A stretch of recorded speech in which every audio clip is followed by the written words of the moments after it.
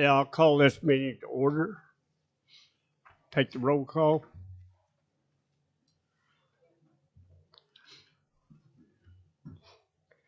Charles Gentry, Present. Nick Burrows, Here. Gary Culler, Ralph Carlson, and Cleet Hall. Here. Okay, for old business, we've got 3 items here. Truck route ordinance is amended and adopted by the city commission, which I think we've got a copy of here now. And have you had time to look at that? Glance through it. I have. Can I give you a 1-minute summary Please. of what the heck happened with this? At our last advisory board meeting, I had offered to meet with Matthew Wells and Bob Farmer. Right. To work out some modified language in our truck route ordinances. And we did meet, and I had made some notations on the previous ordinance that had some quirky and inaccurate language in it. And we met, and I left my notes, and I left those with the city attorney. And I honestly was expecting that they would be retyped, and I would have another opportunity to make sure that they were reading my notes properly and all that. Well, instead, they typed them up and shipped them over to City Hall, and the city commission adopted them. This one? Yeah. Oh, really? Okay. So all I'm saying is, well, before it and after it got adopted, I saw it published in the newspaper. And I looked at it in the newspaper. I thought, well, that's not what I was contributing. Now, maybe they wanted to change it. I don't know. But the way it was changed put some of it back into that quirky, awkward language stuff. So I contacted Bob Farmer's office and Matt Wells, and I just went ahead literally and retyped what I would consider to be the truck route ordinance. There's only one of them that needed any change. There are 3 of them all together, but only one of them really needed substantively to be changed. And I took them to Mr. Wells, Mr. Farmer's office, said, here is what I think the final version really ought to look like. And I didn't hear anything further. So I guess as it stands now, the ordinances that we have are the ordinances of the city. I'll give you just a real quick example of what I'm talking about. If you look at the second ordinance, number 3623, it has a subsection B, which you may sit right there, absolutely right. No, you're fine.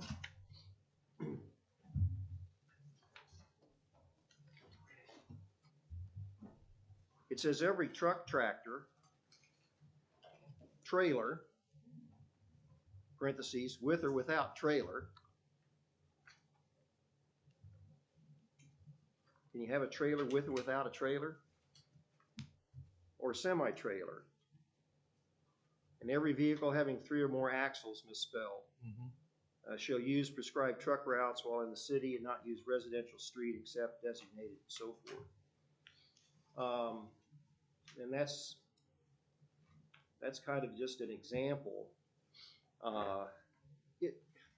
It may be they looked at it and said, well, fine, the changes are not substantive enough to go through the process. And I accept that.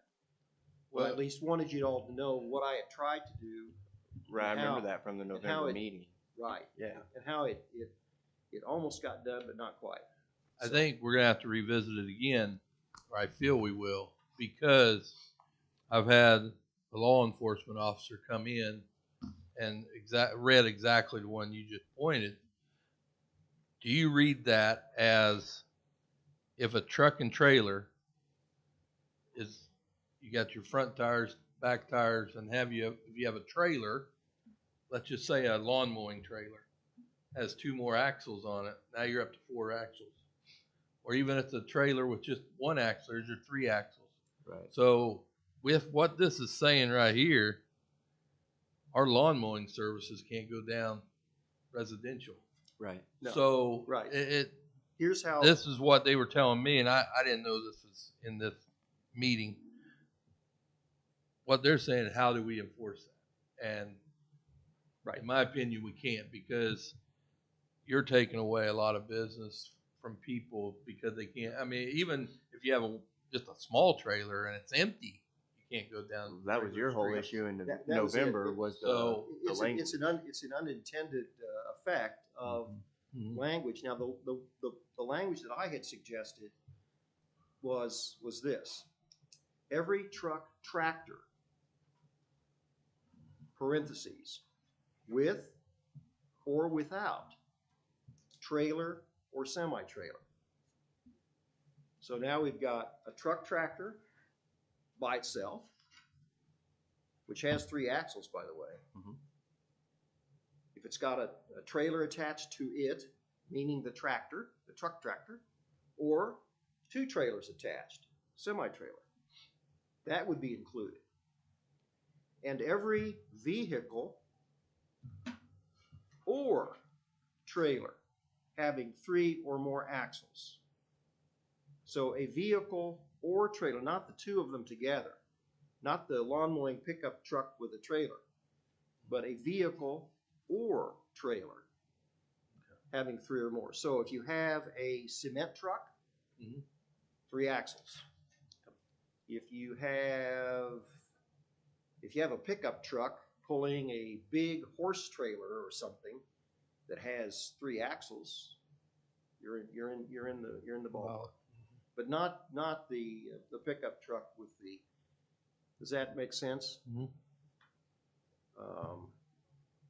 She'll use and follow the routes. So anyway, I'm wondering too, Brad, because part of what we have in our stack here gets into the truck route survey work Mhm. or engineering work. Am I right about that? Yes. Yeah, it's. I don't know where that stands, but will there be contemplated changes to these ordinances if and when those surveys are completed, or studies, or whatever you want to call it? Yeah, once KDOT or their surveyors come in and look over the properties and all the streets and look at our previous truck routes, and they'll make their own assessment of what needs to be changed. Okay. I can't see these not being looked at. They're gonna have to look at all of our ordinances that pertain to our streets to make sure, Yeah. or our truck routes to make sure they're up to standards with what they recommend to us. So, Well, if they look at the ones that were adopted, they're going to be really scratching their heads. I agree. This one, we need to go back and amend it again with what is said, because, like I said, it was brought into me Tuesday afternoon, early afternoon, and he made great points. Mhm. Can't argue with that. Yeah.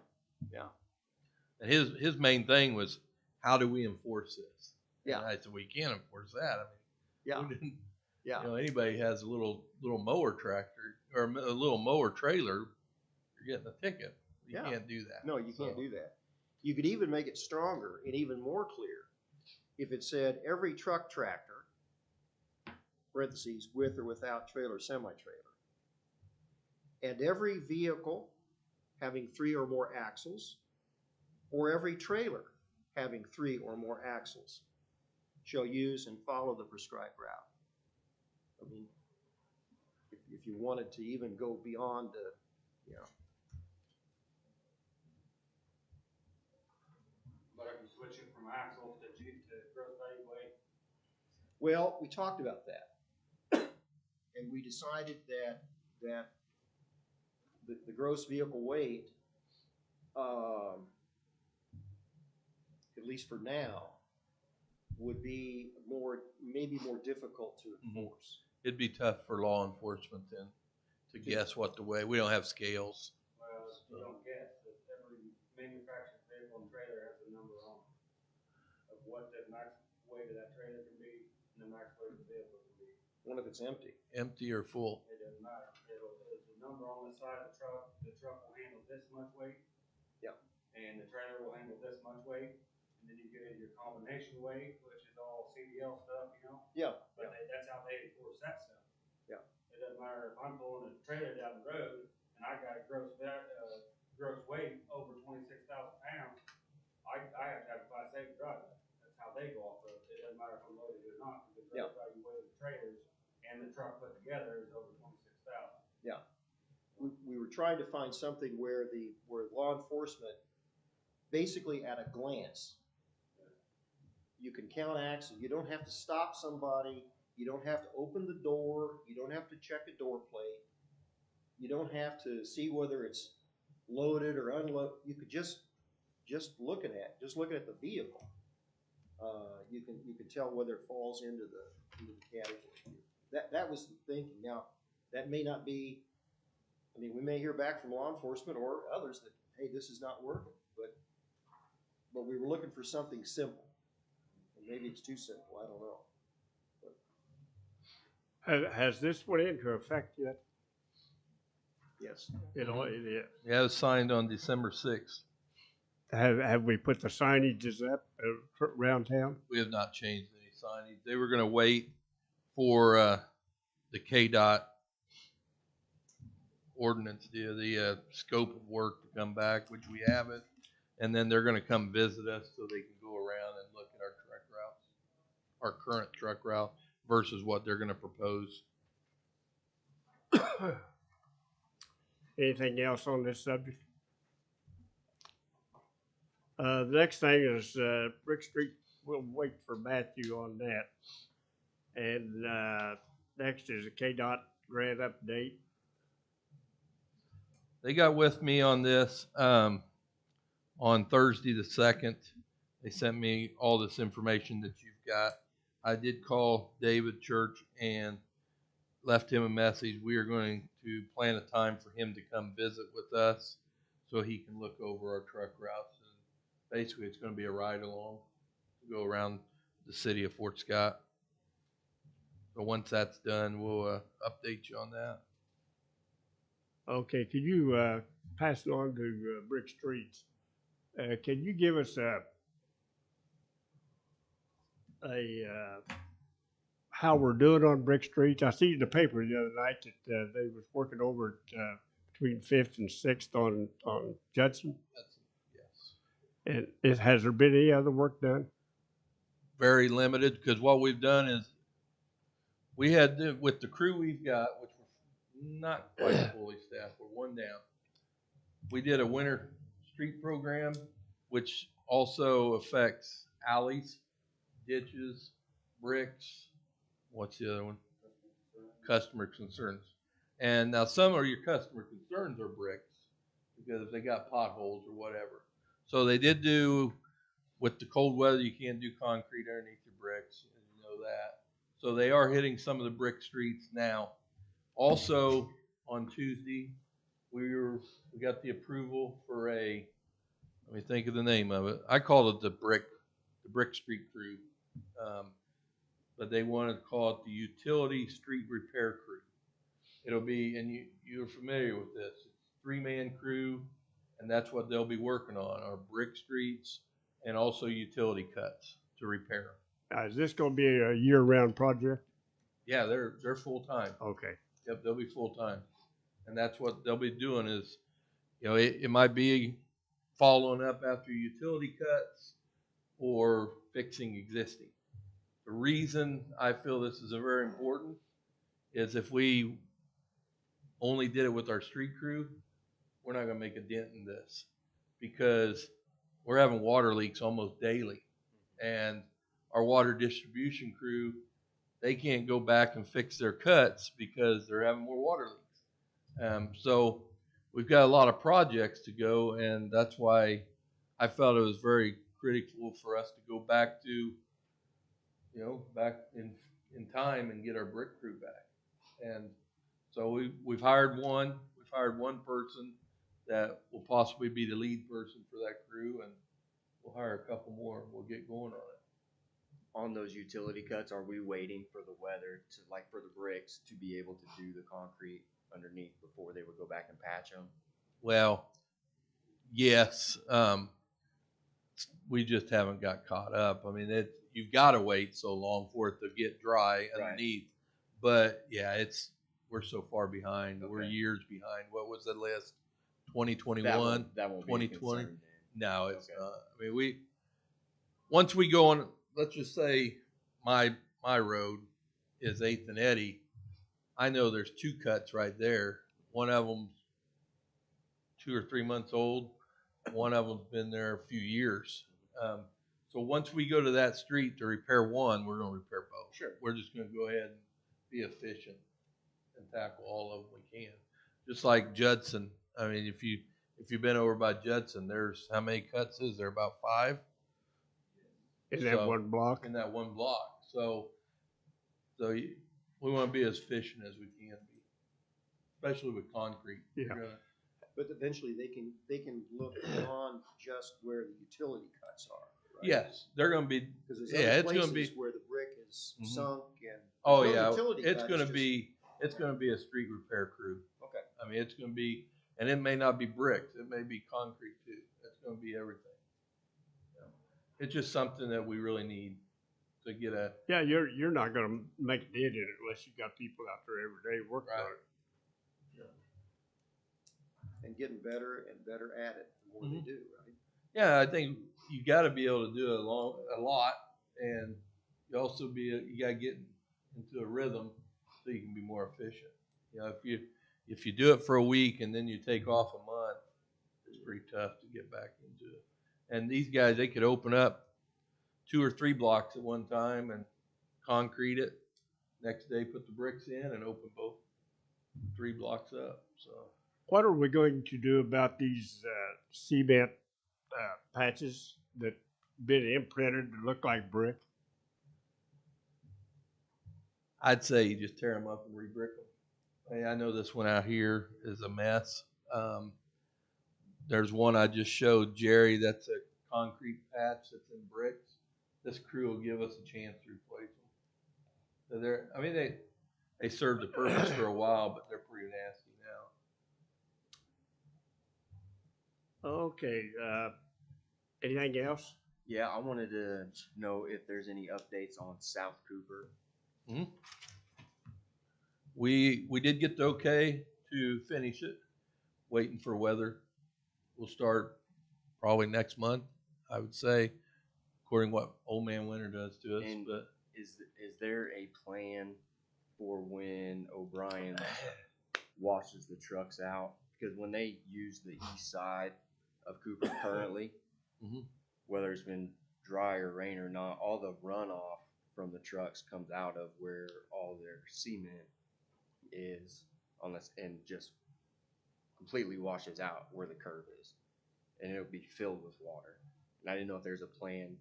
I'm assuming that we aren't touching where they're cleaning out. no. So is there are there We already cut that. It's good. It's now everything, any runoff that's coming out of Goes there, underneath. it's going down the ditch. Not Yep. Goes What? underneath. how recent? Because a week ago that was not the case. That's why it was fresh in my mind. I can't say if they come out of there dumping stuff out of the back of the truck. But when we put that whistle in, we fixed it. I can go look at it again and see if it's been messed up. But we cut it all to where it would run down in the ditch. I can swing by there tomorrow and look and see if they moved some stuff around. Okay, where it's yeah. not running down there. Yeah, because it's still over the new concrete. Yeah, that whistle they drive over right there, when we replaced it, we made it to where all that stuff coming out of there would run down the ditch instead of down the road. Okay. So I'll go look at it, make sure.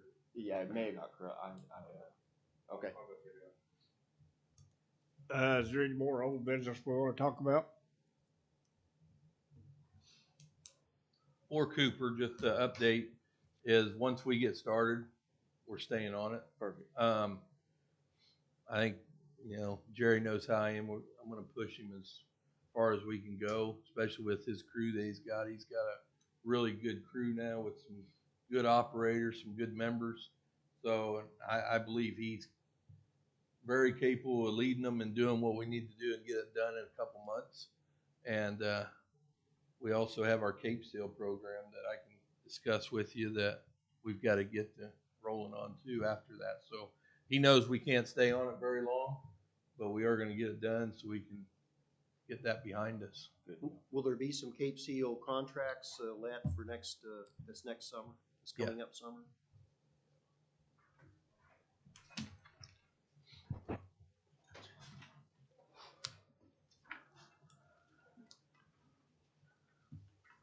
Did we ever get that striping machine? Yes, we are actually waiting on paint. Paint's like eggs. It seems like there's a shortage, I guess. So we're waiting on paint, but we did get the machine. It's here. So what I just gave you is the request for proposal to our RFP for the Cape Seal program for 2023. This went to the commission on Tuesday. I had to make some changes because some of the streets were there was a couple added and a couple subtracted. This will be approved on when's our next Tuesday, isn't it? The special meeting. 14th, yes. Tuesday the 14th, and it'll go out to contractors to look at. As you can tell, there's pretty good chunks of streets in there. East National's on there. And with that, we'll have to go through and do some crack sealing and pothole patching before that. So that's why the guys are ready to go on Cooper Street. How many blocks did we do this year in that Cape Seal? 50. Yeah, right around 50. And what's on the agenda for next year? It's just right around 100. Going to double it up. Good. Brad, if I ask a question about the number of streets and the length of them and such for the Cape Seal, do you think that we need to, at some point in time, this summer, spring, summer, whatever, begin to look for put a list for the 2024 streets? We have a rough list. Or in other words, is this like, we're pretty confident we're Matthew? gonna do this in 2023? No, I have Or, no doubt we're gonna hit it. I mean, that's okay, we've got the manpower and we've got the talent to do it. okay. You know, unless we just get a terribly wet summer, I mean, I don't see why we couldn't. So I guess, yes, we should go ahead and begin at some point considering our street list for 2024.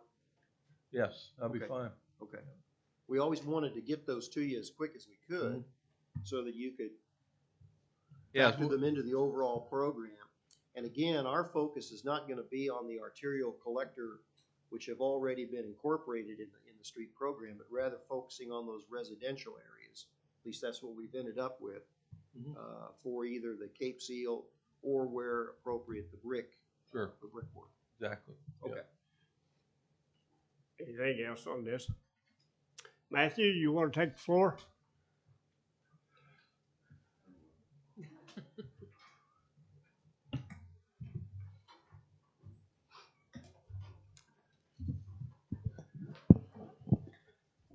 How are you wonderful gentlemen doing today?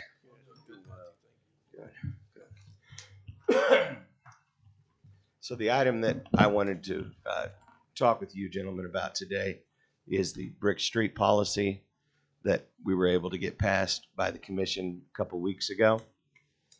Within this policy, there's a section that deals with building a brick street inventory.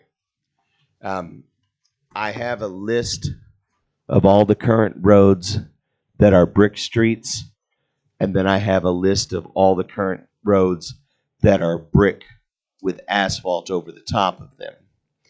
And what we would like to do, according to what's laid out in the brick street policy, is to have you gentlemen help us come to a consensus on which brick streets we want to focus on as a city preserving through the future. So there's 3 categories of bricks that will be in this program. The first one is the historic streets, and these of course will be all the streets contained within the historic district. Those are non sequitur, going to be saved regardless of anything, because they're within the historic district. They are guaranteed by SHPA that we have to maintain those brick streets. So that particular category is pretty much taken care of. But we'd still like to get it laid out. The second characterization is going to be brick streets that will be special character streets. This will be a category that it is up that I'm asking you guys to take on according to the brick street policy as something you would lay out. What are going to be our special character streets? My personal suggestion would be historic street areas that are around historic homes, Burke Street, Judson, Crawford, Eddy, all of these wonderful areas that we have. Those would be listed under that area, and we can establish those as a special character street area based on what is presented by you, and then I'll take this back to the commission, of course, for final approval. So all of those streets, and I would include like the streets around the Presbyterian Church because it is a historic structure, the streets around Eugene Ware because it is a historic structure. So all of those streets would be streets that I personally would say these should be under the special character streets section. And then the third section will be the Save Our Brick Street program. And this comes from a plethora of citizens within the city who want brick streets restored, in particular, the brick streets that have been asphalted over near their homes. And so we would make a list of these streets and allow the citizens to come and to petition to you all, hey, my street would be a good candidate for this category, and maybe give you reasons why. Or if you gentlemen have streets that you think would be good in this category, this is that area for the citizens to be able to come and say, hey, my street is a residential street. We have very little traffic. The brick's poking through the asphalt in 20 different spots anyway. Can you please remove the asphalt and restore my brick street? And so we would put all of those under the Save Our Brick Street area. And then this gives us a comprehensive list of streets that we want to keep brick streets in our town from this moment and moving forward. And now we have a policy that authorizes you all to help draw that consensus list, and then authorizes the city to start doing and putting steps in place to restore these streets and to bring them back to their former glory. Now, I know that there's going to be a lot of questions, so please ask me any questions that you have. I'll be happy to answer them at this time. And then each of you has a copy of the policy to take home and to look over, and reach out to me at any time with those questions. But I'll open the floor up to you, gentlemen. On the, on brick streets, taking the asphalt off, now that's gonna leave a dirty brick. So what are we gonna do, turn it over?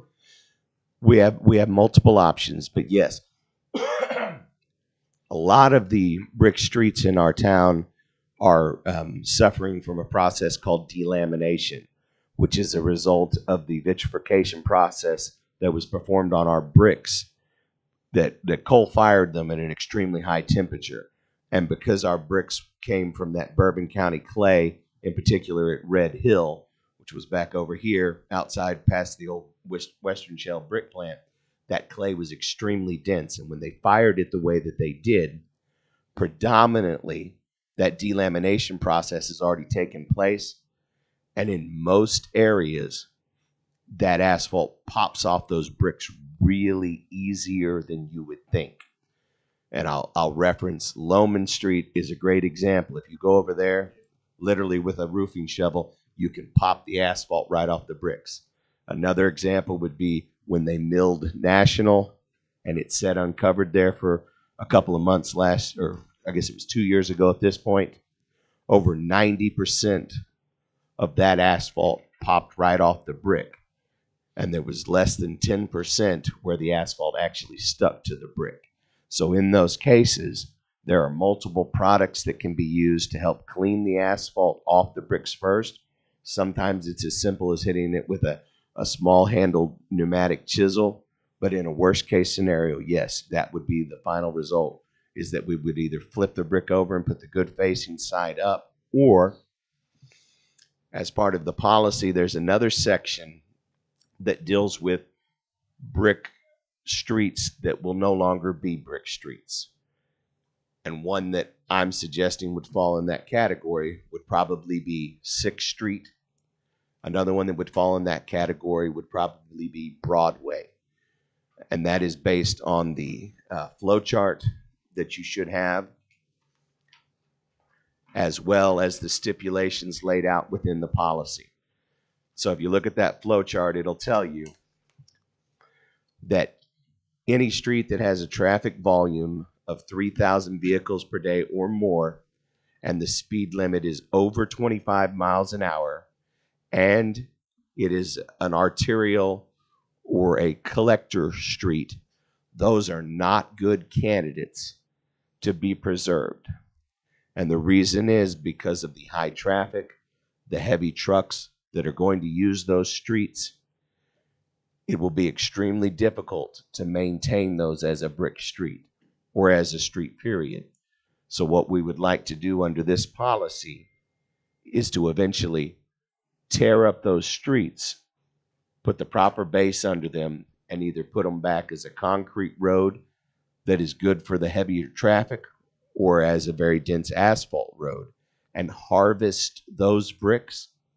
We already have a program in place with the jail over here that if we bring them bricks, the inmates will come out and clean the bricks, palletize the bricks, and then we can store those bricks. So we have a great procedure in place that allows us to harvest bricks from those roads that we're not going to try to save, and use those bricks to patch the roads that we do want to save. So we have up to 90 miles of brick streets in this town. Unfortunately, the majority of them at this point are asphalt laid over the brick. And a lot of those, Horton would be another one, Wall Street is another one. Those are not candidates. There's bricks underneath that asphalt in both those roads, but they're not viable candidates to save and return back to a brick street. Wall Street's 54 highway now. With all of the heavy truck traffic, it's a bad choice to make a brick street, in my eyes. So we could still harvest the bricks. When KDOT comes in and tears up the road, we can haul those bricks, take them over and dump them over there at the jailhouse, and have them save and harvest those bricks. And we should be able to retain some bricks that we can get back and put in our storage. We also currently have a vast amount of bricks down where the brush dump is, and we already have been taking those bricks over and getting those cleaned and palletized and turned into bricks that we can then use to patch some of those spots on the road. Are you finding different sized bricks down there? There are 4 different sizes of bricks that I know of that are pretty predominant to the Fort Scott streets. So there's the early brick, there's what I call the mid brick, and then there are the 2 Fort Scott block bricks. So you have the Fort Scott, what I call the paver brick, and then the facing brick. The paver brick is the one that has either the dots on it or lines, and that's because originally the bricks were intended to be laid up on end, stacked against each other, and you would not have seen where it said Fort Scott. But that spaced it out the 16th to 1/8 of an inch required, and then you would dump the sand back in them. So those are what I call the pavers. The others are the facing brick, and those are the ones that are flat that say Fort Scott block, and all those are pretty much predominantly the same size. And then we have 2 other pavers that we have in town that don't say Fort Scott block on them, even though they were produced at the Western Shell plant. They were produced in that early period between 1878 and 1898, when Western Shell came in and created the factory where the brick factory already was. And they ran that brick factory all the way up to 1917, when there was a fire, destroyed the plant. And then after 1917, they started producing bricks again all the way up to 1938. And during each one of those periods, they made a little bit of a different size or style of brick. Yeah, you talked one time about a brick paving machine. Yes, sir. Is that out of our reach? I don't believe so. I have located multiple machines now that are being produced in China. And China is very famous for doing this. After a certain amount of years, the public domain can take ownership of a patent on a product and then start producing it generically. So China has multiple manufacturers right now, up to 6 that I've been able to find, that make that brick paving machine, and every single one of them makes it for less than $40,000. Now there's up to a 6 to 9 month lead time on those machines, and then they'll put them on a ship and send it over here. So it could be a year before we get it from the time we order it. But they are using those machines all over Asia to pave roads, and I've seen examples in Brazil where they're using it to pave roads, because they have found a lot of other areas throughout the world that modern pavers are a better road substrate than asphalt or concrete, because in certain countries, they're very easy to lay them out real quick, and then if you need to, you pull them up, you do your work underneath, and you can lay them back down. There's not as much destruction as takes place with a typical concrete or asphalt road. Yeah, the reason I brought that up is with 3 people on a street crew, Yes. you're never going to get all that done. No, and that crew, the crew that we passed this week, that is simply a maintenance crew. And that was the main point that I had in bringing that to Ben and Brad in the first place was, as I'm sure you are all aware, we have a tremendous amount of just maintenance that needs to be done right now. Yeah. And so the project that Pete and I had presented with the street maintenance plan was a maintenance program. And these 3 gentlemen, again, they're part of a maintenance program. We have to some way get the drivability of our roads up to a certain point. We all know, and I don't think there's anybody in this town that would argue at this point, that what needs to be done is tear the whole road up, redo the entire infrastructure under the road, and relay it and do it the right way. But the estimates that I have received are about $1 million a block to do all that. When you factor in the sewer and the water and everything else that needs to be done, the base, and then putting back either concrete, asphalt, or brick, you're looking at about $1 million a block. We currently don't have the finances to do that. So what we want to do right now is try to maintain what we have for as long as possible. This brick street policy helps put in a plan that from here on out, anytime utility companies or our utilities do work on a road, then again, we go to this flow chart or to what's established within the plan, which is if less than 35% of a road is being impacted by the cut, then that 35% or whatever's being disturbed from curb to curb will be dug up, concrete put down, and the bricks replaced the correct way. If it is more than 35% of a block that's being disturbed by the utility cut or whatever work's being done, then from one block to the next block, we're going to pull up the whole road and fix that road at that time if we have to tear up the roadways, get in there, and do this kind of work. And that same thing will apply to the utility companies if they want to come through and make a cut in our streets from here on out. We're going to require them to fix the street back according to our ordinances that, from my understanding, have been on the books since the 1940s on how to repair our brick streets. So all we're asking them with this policy is, okay, we understand that for the last 40 years, nobody made you follow the ordinances, but from now on, we're saying these ordinances were good when they were written, so let's follow these ordinances, and you're going to fix our roads the right way, or you won't be putting your utilities under our roads. Which means they won't be repairing those utilities. That's entirely up to them, or they can find another way of doing it. But So what happens in the meantime, as far as the resident who is without gas? I guess they don't have a gas bill. I can't see Kansas Gas not repairing their lines.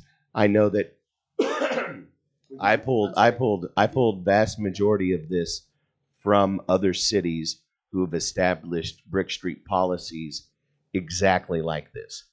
And ones I will reference are Wilmington, North Carolina, Rockford, Illinois, Winter Park, Florida, Bentonville, Arkansas, Fayetteville, Arkansas. They all do this exact same thing. And in those cities, they have never had a utility company say, well, then we're not going to fix the utility. They have always abided by the rules within that city and repaired the road the way they were requested to repair the road. It's just a guess, but my Yeah. guess is that none of those places have 90 miles of brick streets. They may have, Yeah. they may have put down brick like they've done in the new town of Lenexa Yes, sir. in their town. They may have put them in a close to a mall. They might have put it in a restored area, historic area. I can see there would be places where those communities would go with the brick, the ambiance, the beauty of it, and so forth. And I can understand how they would not want that all torn up Right. by a utility company. And utility companies would have limited areas where that would happen. But we have brick all over the place. Right. And I'm just raising the question. No, and it's a of good what happens. it's a good What if question. the utility company says, if this is going to be more than 35%, and we're not inclined to rebuild a brick street? Well, I guess we would cross that, then we would tell that utility company that according to our policies and our ordinances, then you're not going to provide utility to our citizens at all. We can pull their franchise and get a completely different utility in here. Or what other cities have done, let's use gas for an example. The city takes ownership of the gas utility and tells the company, well, then you can't sell gas to any of our citizens, and they completely pull their contract, and the city starts selling the gas themselves. And I know that has happened in at least 2 cities. And then that utility company very quickly comes back and begs for the permission to do it the right way. Because when you start, That's what I call mission creep. that's right. When you hit them in their pocketbooks, they very quickly change their mind. But again, this is where I need you gentlemen to help us draw that master list of what streets we're going to enforce this on. Because yes, 90 miles of brick streets. And if the consensus amongst this board that I take back to the commission is we want to save all 90 miles of those brick streets, then that's what I'll present back to the commission. I believe that as we look through this and we see which roads are where and make some of those decisions, we're going to see that some of those roads, like the ones that I have mentioned, are not viable candidates for Brick Street restoration. Which roads now with exposed brick, meaning not covered by asphalt, do you think would fall under this category of not repairing the brick, but to tear the brick out and replace it with asphalt or concrete? Can you give me an example Of the where- brick streets that are not covered with asphalt? Correct. No. I believe that all of the ones that are currently brick streets, in my opinion, are viable candidates to remain brick streets. The ones that have exposed brick? Yes, sir. I think it's only 11 miles of exposed Yes. brick. Yes. So the 90 miles is what we see as brick and also what's under the asphalt. Correct. Yes, sir. Those will be other roads like National. National is brick underneath that asphalt all the way up and down. One final question. What Yes, does sir. the policy say about the 4th area? You described 3 of them. Mhm. The historic district, which would remain brick. Yes, sir. You've described, not with particularity, but generally, you described those brick streets that are in historic areas, historic homes, and so forth. and you've described what happens with the policy is to brick streets where the brick is covered with asphalt, and the option that the residents would have to petition for the asphalt to be removed. What about the fourth category? This would be brick streets, not in the historic district, and not flanked by old historic Victorian homes. Just your everyday, run-of-the-mill, common man road, street, with nice homes, but not of the historic vintage, that are brick. What happens with those under the policy? So under the policy, those would be streets that I would task this board with helping decide whether or not they would be listed as a special character street or be put into the category of let's harvest the bricks and turn it into a regular road. And so that's what I'm Well, asking. There's no special category, I guess that's what I'm asking. Oh, well, so the three categories again are historic district, special character streets, or save our brick streets. If the brick streets are not put in one of those three categories, then that fourth category is harvest the bricks and turn it into a regular street. So those are the four choices that we're faced with. Now, Oh, so wow. We It- have those several times as a board, though. If I'm remembering correctly, our policy is if it's brick, no matter where it is, we voted as a board that it would stay brick. We did. Several So, times. yes, We had public hearings. No, yes, You sir. attended. I Yes, think sir. we went through all and so that, like I said, that would be my suggestion, is that every brick street that is exposed be listed in that special character street category. So we've already taken that position. Yes. That is a done deal. That is a position we have taken. So now I want us to develop the actual list. We'll get a map that we can put on the wall where we will trace the roads and create an overall map, because this is what's going to help our guys and other utility companies when they come to our town be able to say, okay, and look at that map and know what's on the list and what streets are the ones that we're protecting and which streets are the ones that we're not. So, Can we make it simple? yes, You walk out, you stand on the street, Mhm. you look down. If you see brick, it's to be preserved. Okay. Now, when you say special category, again, maybe I misunderstood. It seemed like that was special character. special character. Thank you. Yes. At that, you used the examples of Burke and Crawford, and you may have had another one in there. Maybe Mhm. you didn't mention Main Street, south of Fisher Park, Right. all the way out. I don't know. No, I would consider I Main Street past the historic district all the way out to East National to be considered one to be put in that special character street category too. Okay. Because of Fisher Park and up on the north end, the south end, there are many historic homes. Right. And it ties into East National. Right, but what's implicit in that Yes, is sir. the mere fact that it is a brick street is not enough. It has to have some other special characteristic Right. We want to, in order to preserve yes, sir. and protect the brick. Yes, we want to put it in And these. that's not what we have recommended. No. Your board had recommended that we save all the brick streets in That town. are brick. Yes. That are exposed. Yes. And we deferred this whole issue of, well, I should defer. We said that the prospects of tearing asphalt off of brick Mhm. streets, I mean, I suppose if it happens where it's economically feasible to do Mhm. that. But rather than take on that project, to take care of what we have that's already exposed, those 11 miles. Yes, and that is what the maintenance portion of the plan is about. What we're wanting to do with this policy is to put in action a plan for the future on being able to restore and repair these streets the right way from here on out. Because, as I've said before, we all realize we don't have the finances at this point to be able to do it. But what we can do is require whenever someone tears up a section of the road to run a pipe underneath it, that section from curb to curb, they pull up all the bricks and fix that section the right way when they're there doing the work. Little by little, chunk by chunk, we're going to slowly start being able to repair these roads all across town.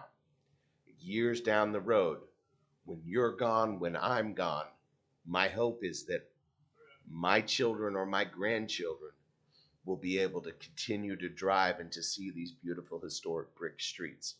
Where if we don't have a policy in place and we don't have a set of guidelines that directs people in the future what we're trying to get accomplished, then the next set of people that come along can decide, as the previous administrations did, that brick streets don't need any money, they don't need any maintenance, they don't need any repair, and just let them fall apart. But is the policy not whatever material is on the road removed at the time is the material that goes back? So would it not be just as Go ahead. can it not just be as simple as if it's a brick street, it goes back brick no matter what you No, do no, to that is that portion of the policy.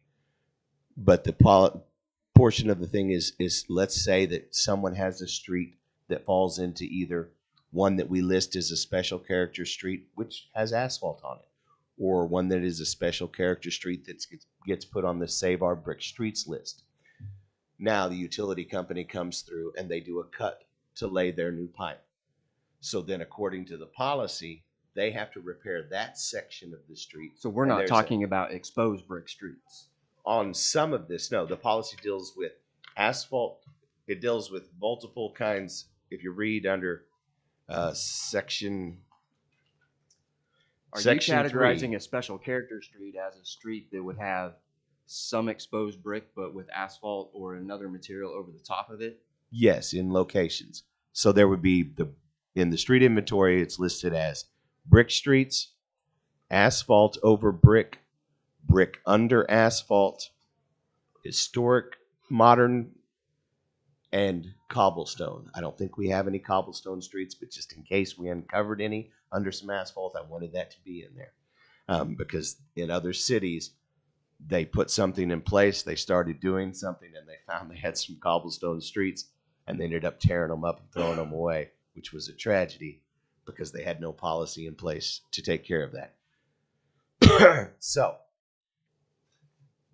we will have the historic streets, and then we'll have the special character streets, which, like I said, I'm hoping are, and if that's the consensus of the board, then that's what we'll make it. All brick streets that are currently exposed will be listed in that special character street. And then we'll have a third category, which is one where we give the citizens the option to come and say, hey, I know that my street's brick underneath. I would like it considered. And like I said, it may be 20, 30 years down the road before that street comes up to a point where we can tear the asphalt off and restore the brick street. And I understand that's a long-term process, and people may not be happy that it's a long-term process, but we were 100 and some years getting to where we are. It may be another 100 years before we get where I would like us to be, because we still have to run the city. We still have 100 other projects to take care of. We still have water, sewer, all these other things. So I can't, even though I would like to, I can't make brick the priority over all of the city and say we are going to restore every brick street right now. That's the only place we're going to put our money, because that's not being a good steward as far as I'm concerned. So what I've done here is try to put together a long-term plan that, like I said, hopefully my grandchildren will be able to drive good, smooth, perfectly restored brick streets.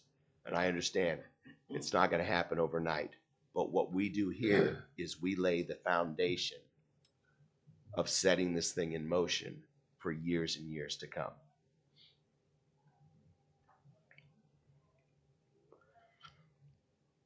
You've talked about the, the cost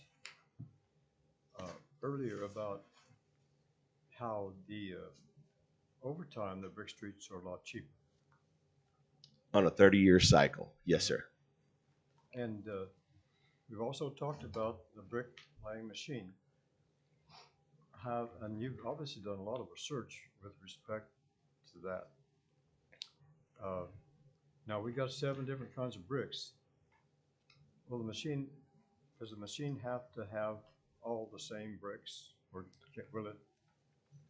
The way the machine is that I have looked at, it does not matter what the size of bricks are, because it is basically, and I think I've shown you all the video before, and I'll be happy to bring it again. It is a moving conveyor belt. And so you stack the bricks on the top, and then they slowly walk down that conveyor belt as the tracks roll along the road. So being different heights on top doesn't matter. You stack them in however.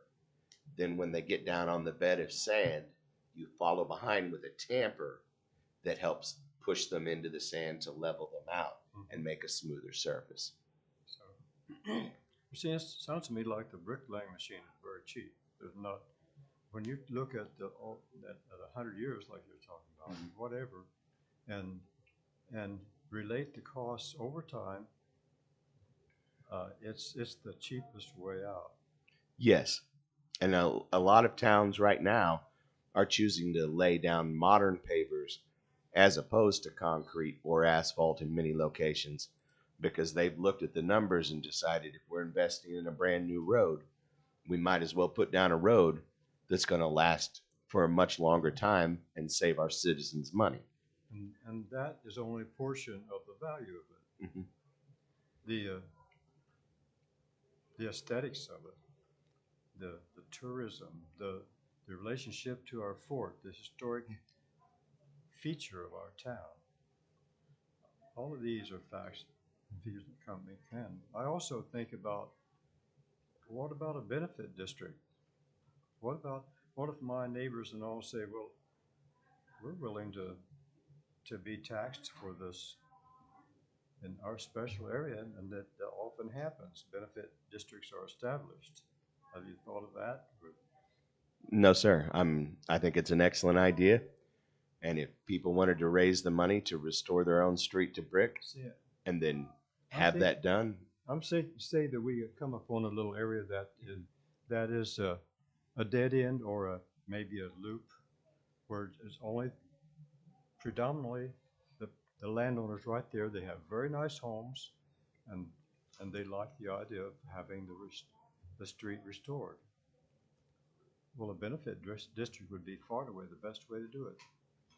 Long-term elevated taxes with that respect, and financed through low interest rate type vehicles that the city is able to maybe some grant related. Yeah.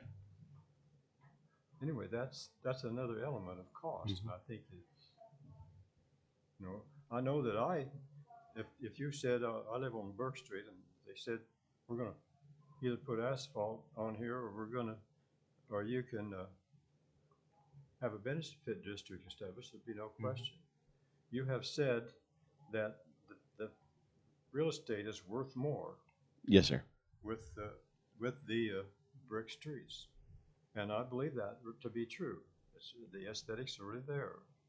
So we had a whole lot of features that are benefits to us to say, yes, we need to do not cover another inch of that brick that we have here without the city deciding to do it.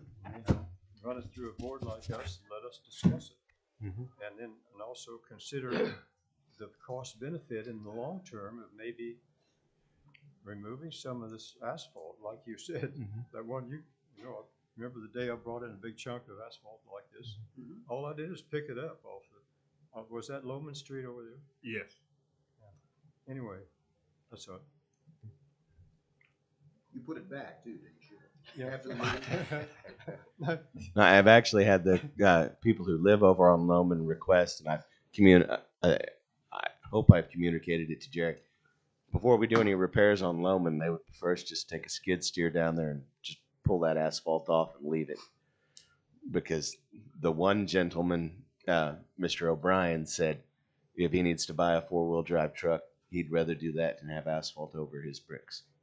So I think a good guy with a guy who really knew how to operate that backhoe that could go down that street and clear it in one day, a block. It's that loose. The cars that all park on there, as the braking action brings them to stop, they move some asphalt. Yeah. It's that loose. You can just pick it up. Yeah. Jerry had told me that they have an attachment for one of the things that they can hit that asphalt with.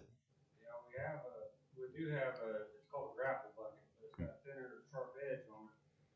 But, I mean, we can get the asphalt off. There are still areas that the tackle is still doing their job, it becomes a problem. Mm-hmm. We build asphalt, that's how we save our, when we rebuild the road. Yep. When we save the bricks, we'll go through and peel all the asphalt off the top, and we'll let all the bricks up and take that with the rest of it. Okay, It sounds like a 3-inch snow with the blade set at 3 1/4 inches. Just right. Yeah.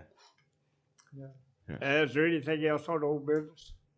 Do you need for us to review this? If give you a formal recommendation? Well, what I would like you to do is to review this first, Okay. and then let me know what questions we have, and then, like I said, in here, I authorized the Brick Street or the Street Advisory Board to be the one that helps put together this master list, and I'll get you guys a copy of the work that Pete and I did, figuring out which all roads were brick, which ones were asphalt over brick, and all of that. But you don't need our input on this because it's already been adopted. Yes, this is that one that I gave y'all last year and asked for input on, and said that I was going to try to get it passed through the commission. Okay. And I So what was- you're now needing is our response in terms of the particulars, I guess. Yes, so now we're going to put to action what we've laid out here, and one of those steps is y'all helping to be the ones that put together this master list of roads that we're going to establish as the brick streets in Fort Scott from here on out, that will never not be brick streets, and ones that hopefully will be brick streets again. And it would be acceptable if we choose, and I can't speak for all of us here, but if we decide that we don't need to go street by street by street, but rather use a more universal, for example, if it's currently exposed brick, regardless of what the houses look like, Mm-hmm. it's to be preserved.